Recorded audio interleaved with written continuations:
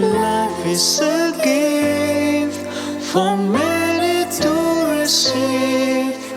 Wash each other's feet. Experiences that we had was the exposure, being able to go to the local villages and there having mass, seeing the kind of life they lead. Very simple. I think some of these parishes, they had chapels. Very simple people, but energetic, especially the youth.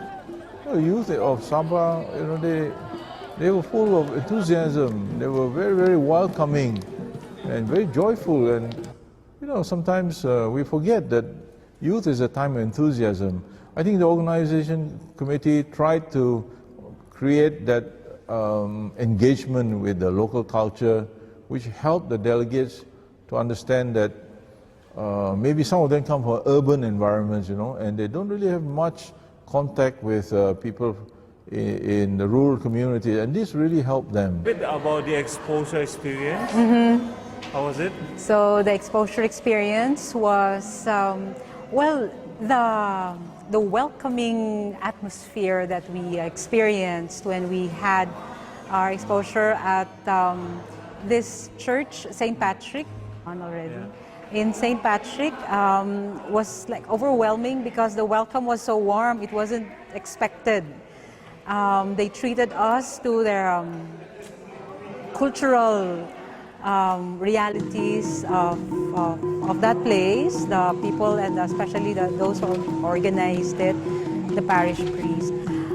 For me, because we went there with a purpose, it was not just to know the place, but to know what was really happening, what's the reality in the grassroots in that place. So I valued so much their openness when they expressed to us that these are the concerns.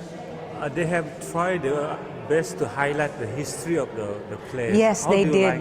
Like it? Yes, they did. It was a very well-researched presentation. We were together. Yeah. We were in the same parish, in the same church, and I valued it so much that even the young people knew how they started and how the faith was born in that place, and they value that.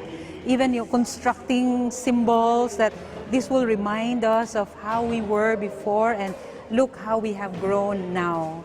So I believe young people, it will be very beneficial, especially for young people, to know their roots, and how the people before them have worked so hard so that faith could continue and propagate and grow in that place. So I know I met young people, and I had the chance also to in the small groups that we had tell them that, hey, I appreciate so much the warm welcome that you have, the dances and the flaglets and all this, but don't just stop being recipients, because you yourselves could be the youth ministers in the future.